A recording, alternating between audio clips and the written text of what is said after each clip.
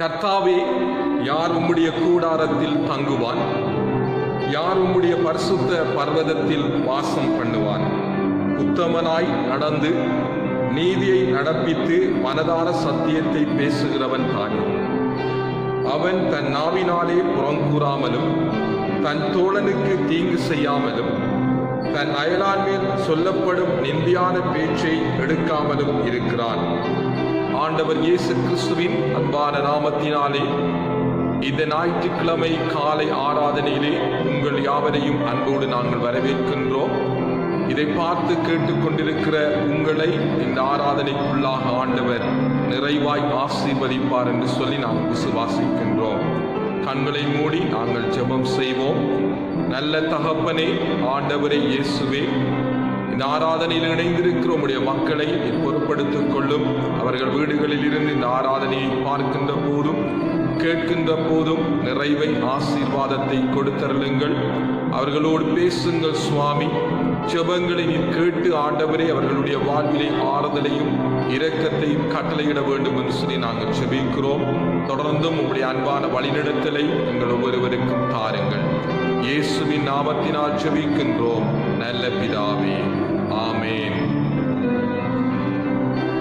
நாங்கள் இந்த ஆராதனைக்கு ஆரம்பமாக நம்முடைய பாடல் புத்தகத்தில் இருக்கிறான 162வது பாடலையும் 164வது பாடலின் சில சரணங்களையும் சேர்ந்து பாடுவோம். அன்பன் இயேசுவின் நாமத்திலே இன்று இன்பமாய் நாம் மகிழ்வோம். இயேசு என்ற திருநாமத்திற்கு எப்போதுமே மிக ஸ்தோத்திரம் என்று சொல்லி நாங்கள் துதித்து ஆண்டவரை ஸ்தோத்தரித்து வழிபாட்டுக்கு ஆரம்பமாய் ஆண்டவரை மகிமைப்படுத்தி நாம் பாடுவோம்.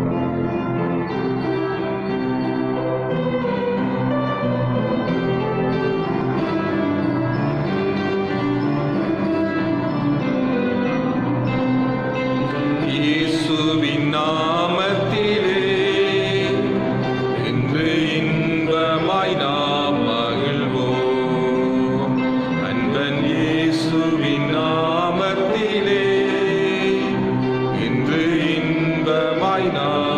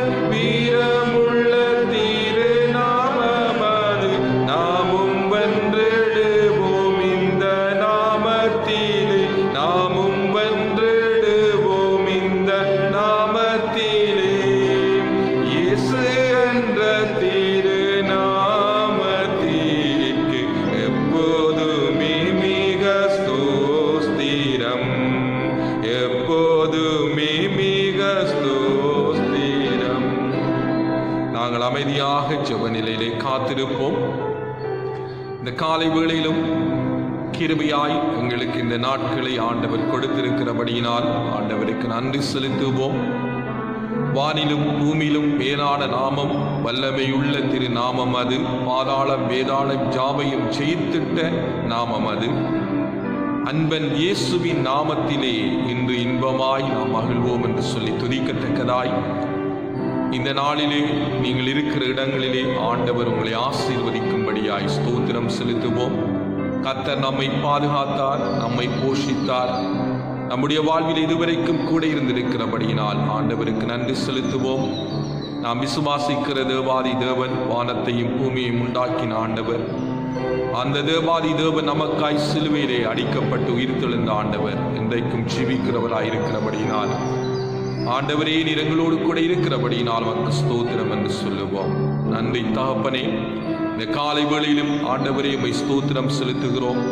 செய்த எல்லா நன்மைகளுக்காய் மக்கு ஸ்தோத்திரம். நன்றி ஆண்டவரே. ஆண்டவர் இதை பார்த்து கேட்டுக்கொண்டிருக்கிறோம் உடைய மக்கள் ஒவ்வொருடைய வாழ்விலும் நிறைவை ஆசீர்வாதத்தை நீர் கட்டளையிடும்படியாய் ஜெபிக்கிறோம்.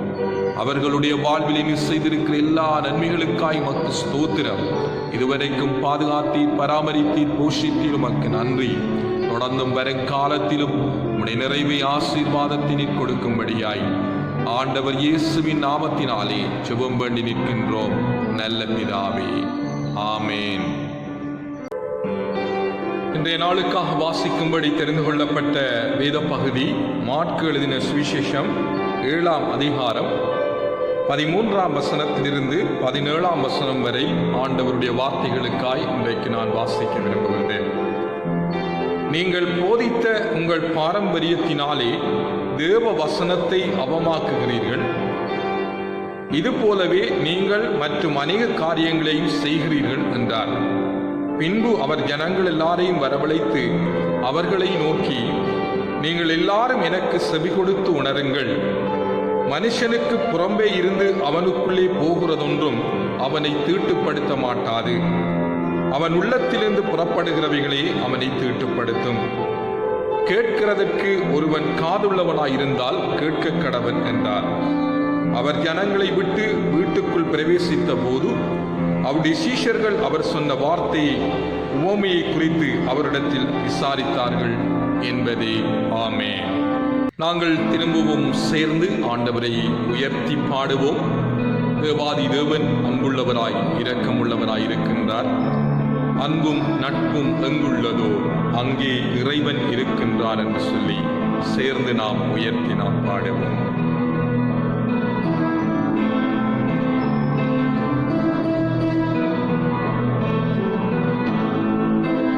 அன்பும் நட்பும் எங்குள்ளதோ அங்கே இறைவன் இருக்கின்றார்.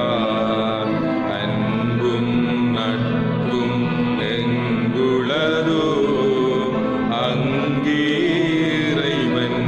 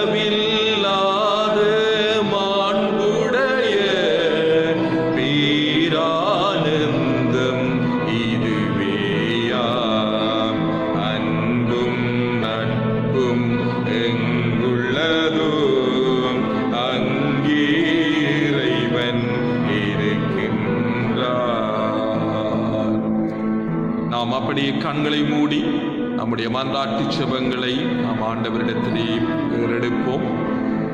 இந்த நாளிலே இதை பார்த்து கேட்டுக்கொண்டிருக்கிற உங்களுடைய குடும்பங்களிலே ஆண்டவர் தொடர்ந்தும் பாதுகாப்பையும் இரக்கத்தையும் சுகத்தையும் கொடுக்கும்படியாய் நாங்கள் செபிப்போம்.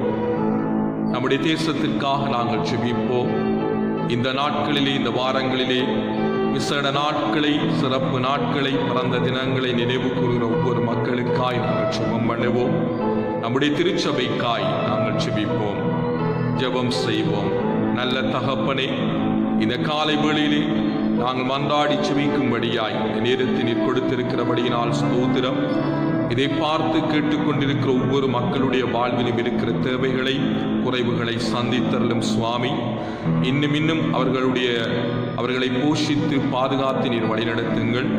எங்களுடைய தேசத்தை உடைய கரத்திலே ஒப்புக் கொடுக்கிறோம். தேசத்திலே ஏற்பட்டிருக்கின்ற நிலைமைகள் மாற்றப்பட்டு ஆண்டவரே, உடைய மக்கள் பாதுகாப்போடும் சுகத்தோடும் வாழத்தக்கதாய் தேசத்தை ஆசீர்வதியுங்கள். தேசத்தின் பொருளாதார நெருக்கடிகளில் இருந்து தேசத்தை உயர்த்தியருளுங்கள் சுவாமி. அரசாங்கத்தை ஆசீர்வதியுங்கள் ஆண்டவரே. தேசம் ஆசீர்வதிக்கப்படுகின்ற போது நாங்களும் ஆசீர்வதிக்கப்படுவோம் சுவாமி. ஆண்டவரே, அதே போல ஆண்டவருடைய திருச்சபை குடும்பங்களை, திருப்பணியாளர்கள் ஒவ்வொருவரையும் உடைய கரத்திலே ஒப்புக் கொடுக்கிறோம். அவர்களையும் ஆசீர்வதித்து பாதுகாத்து பராமரித்து வழிநடத்தும்படியாய் இந்த வேளையிலே இந்த மன்றாட்டு செபங்கள் எல்லாவற்றையும் இடத்திலே ஒப்புக் கொடுத்து இயேசுவின் நாமத்தினால் செபிக்கின்றோம் நல்ல பிதாவே, ஆமேன். கிறிஸ்துவுக்குள் அன்பானவர்களே, ஆண்டவர் இயேசு கிறிஸ்துவின் இனிய நாமத்தினாலே இந்த காலை ஆராதனையிலே ஆண்டவருடைய வார்த்தைகளை கேட்கும்படி உங்கள் யாவரையும் அன்போடு கூட நான் அழைத்து நிற்கின்றேன். ஆண்டவருடைய வார்த்தைகளுக்காய் நாங்கள் கண்களை மூடி ஜெபம் செய்வோம். இரக்கத்தில் ஐஸ்வர்யம் உள்ள நல்ல தகப்பனே, ஆண்டவர் இயேசுவே, இந்த காலை வேளையிலே உடைய வார்த்தைகளுக்காக நாங்கள் ஜெபிக்கின்றோம்.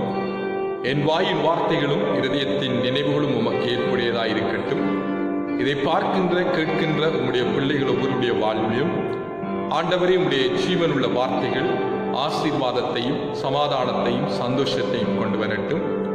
எவ்விதமாய் உம்முடைய பாதையிலே உம்முடைய வார்த்தையை கேட்டு நடந்து செல்ல வேண்டும் என்பதை குறித்து ஆண்டவரே ஒவ்வொரு பிள்ளைகளுக்கும் நீர் உணர்த்த வேண்டும் என்று சொல்லி நாங்கள் ஜெபிக்கின்றோம். இயேசுவின் நாமத்தினால் ஜெபிக்கின்றோம் நல்ல பிதாவே, ஆமென். அன்பானவர்களே, இந்த காலை வேளையிலே நாங்கள் வாசித்த மாற்கு எழுதின சுவிசேஷம் 7ஆம் அதிகாரம் 13ஆம் வசனத்திலே சொல்லப்பட்ட வசனம் இவ்விதமாய் சொல்லுகிறது. ஆண்டவர் இயேசு பேசுகிறார், நீங்கள் போதித்த உங்கள் பாரம்பரியத்தினாலே தேவ வசனத்தை அவமாக்குகிறீர்கள், இது போலவே நீங்கள் மற்றும் அநேக காரியங்களையும் செய்கிறீர்கள் என்று சொன்னார்.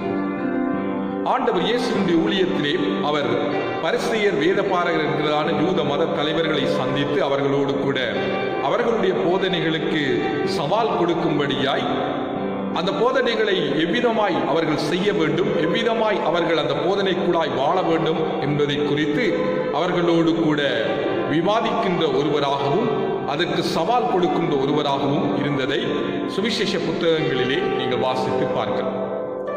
இந்த யூத போதகர்கள் அல்லது பரிசேயர், வேதபாரகர் என்ன செய்கிறார்கள் என்றால், தங்களுடைய மதத்திலே இருக்கிற சட்ட திட்டங்களை, கலாச்சாரங்களை முன்னிலைப்படுத்தி வெளிப்பிரகாரமாய் தாங்கள் நன்றாய் வாழுகின்றோம், எங்களுடைய மதத்திற்கும் கலாச்சாரத்திற்கும் அல்லது எங்களுடைய சம்பிரதாயத்திற்கும் உட்பட்டு வாழுகிறோம் என்று காண்பிக்கிறார்கள் ஒழிய தங்களுடைய உள்ளான உள்ளத்திலே நடத்தையிலே அவைகளை காண்பிக்கிறார்களே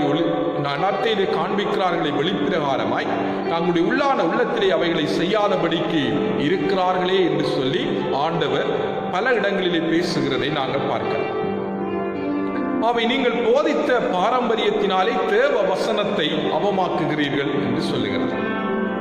இன்றைக்கு நாங்களும் ஆண்டவருடைய வார்த்தைகளை போதிக்கின்ற எங்களுடைய வாழ்க்கையிலே இந்த வார்த்தைகளை நாங்கள் கடைபிடிக்காவிட்டால் கேட்கின்ற நீங்கள் எவ்விதமாய் அவைகளை புரிந்து கொள்ள முடியும் என்பதை நீங்களே சிந்தித்து பார்க்க முடியும். நான் பேசுகின்ற இந்த வார்த்தைகள் தேவாதி தேவன் வசனம் இப்படியாய் இருக்கிறது, ஆண்டவருடைய வார்த்தை இப்படி சொல்லுகிறது, இதன்படி நடக்க வேண்டும் என்று சொல்லி நான் உங்களுக்கு போதிக்கின்ற போது அதன்படி நான் நடக்காவிட்டால் கேட்கின்ற நீங்கள் அதை குறித்து உங்களுடைய மனங்களிலும் உங்களுடைய வாழ்விலும் இவர்கள் இவ்விதமாய் நடக்கவில்லையே, எப்படி எங்களுக்கு போதிக்க முடியும் என்று சொல்லி நீங்கள் சிந்திக்கிறதைப் போல அன்றைய நாட்களிலும் இந்த வசனங்களை போதிக்கின்ற போது ஆண்டவர் இயேசு அவர்களை பார்த்து இந்த காரியங்களை பேசுகிறதை நாங்கள் பார்க்கிறோம். அவை யூதர்கள் யூத பாரம்பரியத்தின்படி தங்களுடைய பாரம்பரியத்துக்கும் சட்டங்களுக்கும் முக்கியத்துவம் கொடுத்தார்களே ஒழிய, தேவாதி தேவன் எவ்விதமாக மக்கள் மத்தியிலே, அவர்களுடைய வாழ்விலே, அவர்களுடைய தேவைகளின் மத்தியிலே, அவருடைய குடும்பத்தின் மத்தியிலே, அவர்களுடைய ஆன்மீக விடுதலையின் மத்தியிலே அல்லது சமூக விடுதலையின் மத்தியிலே எவ்விதமாய் கிரியை செய்ய வேண்டும் என்பதை அவர்கள் தங்களுடைய வாழ்க்கையிலே போதித்தாலும் காண்பிக்காதவர்களாய், அவர்கள் அதை செய்யாதவர்களாய் இருந்திருக்கிறதை நாங்கள் பார்க்கிறோம். அன்பான தேவ பிள்ளைகளை, நாங்களும் போதிக்கின்ற நாங்களும் கேட்கின்ற நீங்களும் தேவனுடைய வசனத்தை கேட்கின்ற போதும் போதிக்கின்ற போதும் அதின்படி அந்த வார்த்தை என்ன சொல்லுகிறதோ அதின்படி நடப்பதற்கு நாங்கள் அழைக்கப்பட்டிருக்கிறோம். தேவ வசனத்தை நாங்கள் போதிக்கின்ற போது அதன்படி செயல்படாவிட்டால், அல்லது கேட்கின்ற போது நீங்கள் அதன்படி செயல்படாவிட்டால், அல்லது தேவ வசனத்தை நீங்கள் வாசிக்கின்ற போது அதன்படி செயல்படாவிட்டால் தேவ வசனத்தை அவமாக்குகிறீர்கள் என்று சொல்லி ஆண்டவர் நம் மத்தியிலே இந்த காலை வேளையிலே பேசுகிறார். 16ஆம் வசனம் சொல்லுகிறது, கேட்கிறதற்கு காதுள்ளவன், கேட்கிறதற்கு ஒருவன் காதுள்ளவனாயிருந்தால் கேட்க கடவன். இந்த கேட்கிறதற்கு காதுள்ளவன் கேட்க கடவன் என்ற வசனங்களை அடிக்கடி ஆண்டவர் இயேசு தன்னுடைய போதனையிலே பிரசங்கங்களிலே பேசுகிறதை நாங்கள் பார்க்கிறோம். அவை கேட்கிறதற்கு காதுள்ளவன் கேட்க கடவன் என்று சொன்னால் நீங்கள் உன்னிப்பாக அவதானித்து அதை கேட்க வேண்டும். அங்கே ஒரு புறமாய் ஏனோ தானோ என்று சொல்லி கேட்க முடியாது, அவதானமாய் கேட்க முடியும் என்பதை குறித்து ஆண்டவர் பேசுகிறார். அவை நம்முடைய வாழ்விலே ஆண்டவருடைய வார்த்தை, ஆண்டவருடைய சத்தியம் எங்களுடைய வாழ்க்கையிலே கேட்கிறதாக மட்டுமல்ல, அவைகளை கூட செயல்படுத்துகின்ற ஒன்றாய் காணப்பட வேண்டும் என்பதை தேவ வசனம், தேவனுடைய வசனம் நமக்கு போகிறது. யோவான் 8ஆம் அதிகாரம் 32வது வசனம் சொல்லுகிறது, சத்தியத்தை அறிவீர்கள், அதாவது உண்மையை அறிந்து கொள்வீர்கள், அந்த உண்மை, அந்த சத்தியம் உங்களையும் என்னையும் விடுதலையாகும். யோவான் 1ஆம் அதிகாரம் 1ஆம் வசனம் சொல்லுகிறது, ஆதியிலே தேவன் வார்த்தையாயிருந்தார், அந்த வார்த்தை தேவனிடத்தில் இருந்தார், அந்த வார்த்தை தேவனாக மாம்சமாக இந்த உலகத்துக்கு வந்தார். இந்த ஆதியிலே என்று சொல்லுகிற சொல்லை நீங்கள் ஆதியாகமம் 1ஆம் அதிகாரம் 1ஆம் வசனத்திலும் பார்க்க முடியும். ஆதியிலே, நம்முடைய வேதத்திலே பழைய மொழிபெயர்ப்பிலே ஆதியிலே வானங்களையும் பூமியையும் ஆண்டவர் சிருஷ்டித்தார். புதிய மொழிபெயர்ப்பிலே தொடக்கத்தில் என்று சொல்லப்படுகிறது. இந்த ஆதியும் இந்த யோவான் சுவிசேஷத்தில் சொல்லப்பட்ட ஆதி என்கிற சொல்லும் வேறு விதமானது. ஏனென்றால் ஆதியாகமம் 1ஆம் அதிகாரம் 1ஆம் வசனம் இந்த உலகம் உண்டாக்கப்பட்ட அந்த நாளை ஆதியிலே என்று சொல்லுகிறது. இந்த உலகம் கிட்டத்தட்ட 8000 ஆண்டு தொடக்கம் 10,000 ஆண்டுகளுக்குள்ளாய் உருவாக்கப்பட்டிருக்கிறார் என்று வேத ஆராய்ச்சியாளர்கள் ஆராய்ச்சி பண்ணி சொல்லுகிறார்கள். விஞ்ஞான ஆராய்ச்சிக்கு அப்பால் வேத ஆராய்ச்சி அப்படி சொல்லுகிறது. யோவான் 1ஆம் அதிகாரம் 1ஆம் வசனத்தில் சொல்லப்பட்ட ஆதியிலே என்று சொல்கிற வசனம், தேவாதி தேவன் இயேசு வானங்களும் பூமியும் உண்டாக்கப்படுவதற்கு முன்பதாகவே நித்திய காலமாய் இருக்கிறவர், அவர் வார்த்தையாய் இருக்கின்றவர். அந்த வார்த்தை சத்தியமானது என்பதை யோவான் 8ஆம் அதிகாரம் 32வது வசனத்திலே ஆண்டவர் பேசுகிறார். அதே போல வார்த்தையை பற்றி நாங்கள் வாசிக்கின்ற போது வானமும் பூமியும் ஒளிந்து போனாலும் தேவனுடைய வார்த்தை ஒளிந்து போகாது என்று சொல்லப்பட்டது. மார்க்கு 13:31 நாங்கள் வாசிக்கிறோம். நாங்கள் பல வேளைகளில் தடுமாற்றம் அடைகின்றோம். யார் நம்முடைய வாழ்விலே என்ன காரியத்தை நாங்கள் பின்பற்ற வேண்டும்? கிறிஸ்தவர்களாய் இருக்கிற நாம் பல சத்தியங்களை கேட்கின்றோம், பல வார்த்தைகளை கேட்கின்றோம், பல பிரசங்கங்களை கேட்கின்றோம். இந்த பல பிரசங்கங்கள், பல சத்தியங்களை கேட்டு சில வேளைகளில் நாங்கள் குழப்பம் அடைகின்றோம். ஆனால் சத்தியம் ஒன்றுதான், ஆண்டவர் தேவாதி தேவனும் ஒருவர். சத்தியம் எங்கே இருக்கிறது? நாம் வேதத்திலே வாசிக்கின்ற வசனங்களை புரிந்து ஆராய்ந்து வாசித்து அதன்படி நடப்பதுதான், அதுதான் சத்தியம். வேறு யார் இப்படியாய் சொல்லுகிறார்கள் அப்படியாய் சொல்லுகிறார் என்பதற்கு அல்ல, ஆண்டவர் என்ன சொல்லுகிறார் என்பதை பின்பற்ற வேண்டும். இங்கே யூத பாரம்பரியத்திலே பரிசேயரும் அங்கே வேத பாரகரும் சத்தியத்தை அறிந்திருந்தார்கள், ஆனால் சத்தியத்தின்படி நடக்காமல் வேறு விதமாய் போதித்தார்கள். அவை இங்கே ஆண்டவர் என்ன சொல்லுகிறார் என்றால், நீங்கள் சத்தியத்தை அறிந்து அதன்படி நடக்க வேண்டும். சத்தியம் என்றால் உண்மை. உண்மை ஆண்டவர் எங்களுக்கு கொடுக்கின்ற உண்மையான வாழ்வு, அந்த ரட்சிப்பு, அந்த மீட்பை பற்றி ஆண்டவர் பேசுகிறார். அவை கிறிஸ்தவ திருச்சபைகளாய் நாங்கள் இன்றைக்கு பல டினோமினேஷன், பல சபைகள் பிரிவினைகளாய் நாங்கள் ஆலயங்களாய் பிரிந்திருந்தாலும் சத்தியம் ஒன்றுதான், இயேசு ஒருவரே.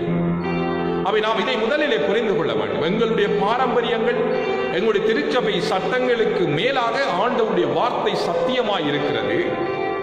அந்த சத்தியத்தின்படி வாழுவதற்குத்தான் நாங்கள் திருச்சபை மக்களாய் இணைந்திருக்கின்றோம். அவை நாம் கிறிஸ்தவர்களாய் ஒன்றிக்க வேண்டிய இடம் எதுவென்றால், ஆண்டவருடைய சத்தியத்துக்கும் ஆண்டவருடைய வார்த்தைக்கும் நாம் ஒன்றாய் இணைந்து வருகின்ற போதுதான் ஒரே தேவாதி தேவனை பின்பற்றுகிற நாம் அந்த சத்தியத்துக்கு உட்பட்டவர்களாய் வாழுவோம்.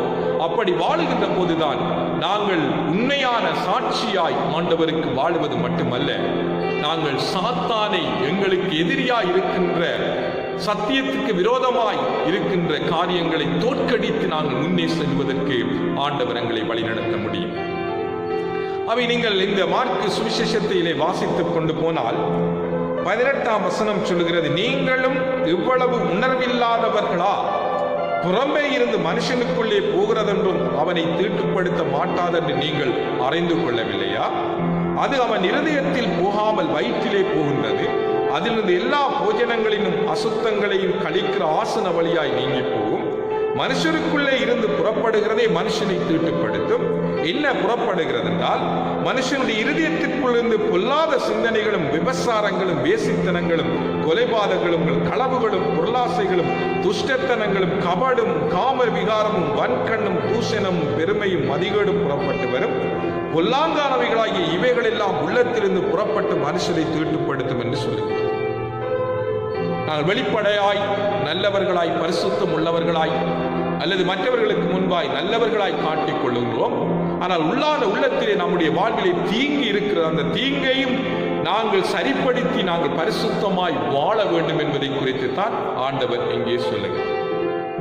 அவை அன்றைக்கு வேத பாரகரும் பரிசேயரும் வெளிப்படையாய் நல்லவர்களாய் காட்டிக் கொண்டார்கள், ஆனால் தங்களுடைய வாழ்விலே அவைகளை காண்பிக்கவில்லை. இன்றைக்கு ஆண்டவர் இயேசு நம்மிடத்தில் எதிர்பார்க்கின்ற விஷயம், நம்முடைய வாழ்விலே ஆண்டவர் இயேசுவை நாங்கள் காண்பிக்கிறோம். அதுதான் கிறிஸ்தவ ஒன்றிப்புக்கான, கிறிஸ்தவத்திற்கான ஒன்றிணைந்து செயல்படுவதற்கான ஒரு வாழ்வாய் இருக்க முடியும். நாங்கள் டினோமினேஷனால சபையாய் பிரிந்து செயல்படுகின்றோம் என்றால் ஒன்றிணைந்து வாழுவதற்கு கர்த்தர் நம்மை அழைத்திருக்கிறார். ஆனால் தேவாதி தேவன் ஆண்டவர் ஒருவரே, அவருடைய வார்த்தையும் ஒன்றைத்தான் பேசுகின்றது. அவை நாம் ஒன்றிணைந்து பயணிக்கின்ற போதுதான் நம்முடைய பொது எதிரியாயிருக்கிற சாத்தானை தோற்கடித்து, தீமையை தோற்கடித்து நாம் வெற்றி பெற முடியும். ஆனால் அருமையான தேவ பிள்ளைகளே, இதை கேட்டுக்கொண்டிருக்கிற நானும் நீங்களும் என்ன செய்ய வேண்டும் என்று சொன்னால், நம்முடைய வேதத்தை ஆராய்ந்து அறிந்து வாசிக்க வேண்டும். அதனுடைய சத்தியம் நமக்கு என்ன சொல்லுகிறது என்பதை புரிந்து கொள்ள வேண்டும். அந்த சத்தியத்திலே சொல்லப்பட்ட வார்த்தைகளுக்கு நாங்கள் கீழ்ப்படிய வேண்டும். நாங்கள் விபசாரம் செய்யக்கூடாது என்று சத்தியம் சொன்னால் அதுக்கு கீழ்ப்படிய வேண்டும். நாங்கள் தீமைகளை விட்டுவிட வேண்டும், அல்லது எங்களுடைய சிந்தனைகளிலே பொருளாசைகள், துஷ்டத்தனங்கள், கபடுகள் இருக்கிறது, இவைகளை விட்டுவிட வேண்டும் என்று சத்தியம் பேசினால் அவைகளை விட்டுவிட வேண்டும். அவைகளை விட்டுவிட்டு நாம் நடந்து செல்கிற போதுதான் நம்முடைய வாழ்வின் இறுதியிலே நமக்கு ஒரு வெற்றியான, ஆசீர்வாதமான பயணத்தின் முடிவை ஆண்டவர் கொடுத்து நமக்கு நித்திய ஜீவனை ஆண்டவர் கொடுக்கும். நம்முடைய தேவாதி தேவன் ஆண்டவர் இயேசு சிலுவையிலே அறையப்பட்டு, மரித்து, அடக்கம் பண்ணப்பட்டு, உயிர்த்தெழுந்தார். சகலவற்றையும் அவர் நமக்காய் செய்து முடித்திருக்கின்றார். அவர் ராஜாதி ராஜாவாய் ஆளுகை செய்கிறவராய் 2ஆம் முறை திரும்பவும் வருவார். வருகின்ற போது நாம் எவ்விதமாய் ஆண்டவருக்கு ஏற்ற வாழ்க்கை வாழ வேண்டும் என்று ஆண்டவர் நம்மிடத்தில் எதிர்பார்க்கின்றார். இந்த காலை வேளையிலே, இந்த நாட்களிலே நாங்கள் வீடுகளில் அமர்ந்திருக்கின்றோம், பலவிதமான கஷ்டத்தோடு இருக்கிறோம். விசேடமா இந்த சூழல், வியாதி நிறைந்த இந்த சூழலிலே நாங்கள் எங்களுடைய பல கஷ்டத்தின் மத்தியிலே இருக்கிறோம். வெளியிலே போக முடியாது. அதேபோல எத்தனையோ பேர் இன்றைக்கு பலவிதமான பற்றாக்குறையோடு அல்லது தங்களுடைய பொருளாதார இழப்புகளோடு, வேலை இல்லாத பிரச்சனையோடு வாழ்ந்து கொண்டிருக்கலாம். ஆனால் ஆண்டவர் நமக்கு கொடுக்கிற சத்தியம் உண்மையானது. நீங்கள் வேதத்தை வாசித்து தியானித்து உங்களை ஒப்புக் கொடுக்கின்ற போது உங்களுடைய குறைவுகள், உங்களுடைய தேவைகளை, உங்களுடைய குடும்பங்களில் இருக்கிற சமாதானம் இல்லாத நிலைமைகளை தேவ சமாதானத்தோடு ஆண்டவர் ஆசீர்வதித்து வழிநடத்துவார். ஏன் என்று சொன்னால், நானும் நீங்கள் விசுவாசிக்கிற ஆண்டவர் வானத்தையும் பூமியையும் உண்டாக்கின தேவாதி தேவன். அவை நாம் வெளியிலே நாம் ஒரு வாழ்க்கை வாழ்ந்து உள்ளத்திலே வேறு ஒரு வாழ்க்கை வாழ்வதற்கு கர்த்தர் நம்மை அழைக்கவில்லை. நம்முடைய வெளிப்பிரகாரமான வாழ்க்கை சாட்சியுள்ள ஆண்டவருக்கு பிரியமான ஒரு வாழ்க்கையாய் அமைந்து கொள்ள வேண்டும் என்பதுதான் ஆண்டவர் விரும்புகிறார். அவை எல்லாவற்றையும் ஆண்டவர் நியாயத்திலே கொண்டு நிறுத்துவார். நம் உள்ளான வாழ்க்கையிலே ஒன்று வெளியான ஒன்று வைத்துக் கொண்டு நடக்கின்ற போதும் நம்முடைய வாழ்விலே ஆண்டவர் எல்லாவற்றையும் அறிந்திருக்கிறார். நாம் ஆதி முதல் அந்தம் வரைக்கும் எல்லாவற்றையும் அறிந்திருக்கிறார். நாங்கள் பிறப்பதற்கு முன்பதாகவே நம்மை ஆண்டவர் அறிந்திருக்கிறார். அவை அவர் அறிந்த ஆண்டவர் நாம் செய்கிற ஒவ்வொரு காரியத்தையும் அறிந்திருக்கிறார். என்னுடைய பிள்ளை, என்னுடைய மகன் என்னிடத்திலே மனம் திரும்பி வர வேண்டும் என்று சொல்லி அவர் விரும்புகின்றார். அவை நாங்கள் பல வேளைகளிலும் எழுகிறோம். நானும் நீங்களும் கூட அவ்விதமாய் தான் இருக்கிறோம். எழுந்து நிற்கிற நாங்கள் திரும்பவும் ஆண்டவர் நம்முடைய கரத்தை பிடித்துக் கொண்டு நடந்து செல்வதற்கு நாங்கள் விட்டுக் கொடுக்கின்ற போது எங்கள் ஒவ்வொருடைய வாழ்விலும் ஒரு தெய்வீக சமாதானமும் நிறைவான ஆசீர்வாதம் நாம் கடந்து வரும். இந்த குடும்பத்திலே, உலகத்திலே இருக்கிற தேவைகள் அனைத்தும் ஆண்டவர் சந்திப்பார். சத்தியம் விடுதலையாகும். விசுவாசம் உள்ள ஜெபம் பிணியாளியை ரட்சிக்கும். விசுவாசம் கடுகளவு இருந்தால் மலையை பார்த்து பேர்ந்து போனால் அது பேர்ந்து போகும். நிச்சயமாய் நம்முடைய ஆண்டவர் அதை செய்வார். ஆகவே இந்த காலை வேளையிலே இந்த வார்த்தைகளை கேட்கின்ற உங்களுடைய வாழ்விலே ஆண்டவர் நிறைவையும் ஆசீர்வாதத்தையும் கொடுத்து வழிநடத்த வேண்டும் என்று சொல்லி நான் வாழ்த்துகின்றேன். கர்த்தர் தாமே இந்த வார்த்தைகள் வசனங்களை உடைய வாழ்விலே ஆசீர்வாதமாக்கி கொடுப்பாராக. ஆமென், ஆமென். நாங்கள் கண்களை மூடி ஜெபம் செய்வோம். நல்ல ஆண்டவரே இயேசுவே, சத்தியம் சத்தியமாகவே இருக்கிறது. நீ சத்தியமான கடவுள். ஆண்டவரே, உடைய வார்த்தைகள் அவமாய் போய்விடாதபடிக்கு இந்த வார்த்தைகளை கேட்கின்றவர்களாகவும் அதன்படி செயல்படுகிறவர்களாயும் எங்களையும் உடைய மக்கள் ஒவ்வொருவரை நீர் பொறுப்படுத்திக் கொள்ளுங்கள். இந்த காலை வேளையிலே இந்த வார்த்தைகளுக்குள்ளாய் பேசி இருக்கிறபடியினால் உமக்கு ஸ்தோத்திரம். ஆண்டவரே, நீரே தொடர்ந்தும் எங்கள் ஒவ்வொருவரையும் ஆசீர்வதித்து வழிநடத்தும்படியாய் செபிக்கின்றோம். இயேசுவின் நாமத்தினால் செபிக்கின்றோம் நல்ல பிதாவே, ஆமென். ஆண்டவருடைய ஆசீர்வாதத்தை நாம் கேட்போம். நம்முடைய ஆண்டவர் இயேசு கிறிஸ்துவின் கிருபை, பிதாவாயிருக்கிற தேவனுடைய அன்பு, பரிசுத்த ஆவியானவருடைய அன்யோன்ய ஐக்கியம், ஆசீர்வாதம், கூட்டுறவு இன்றும் என்றும் சதா காலங்களிலும் இதை பார்த்து கேட்டுக்கொண்டிருக்கிற உங்கள் அனைவரோடும் நம் அனைவரோடும் கூட இருப்பதாக. ஆமென். என் ஆத்துமாவே கர்த்தரை ஸ்தோத்தரி, என் முழு உள்ளமே அவருடைய பரிசுத்த நாமத்தை ஸ்தோத்தரி. என் ஆத்துமாவே கர்த்தரை ஸ்தோத்தரி, அவர் செய்த சகல உபகாரங்களையும் மறவாதே. ஆமென்.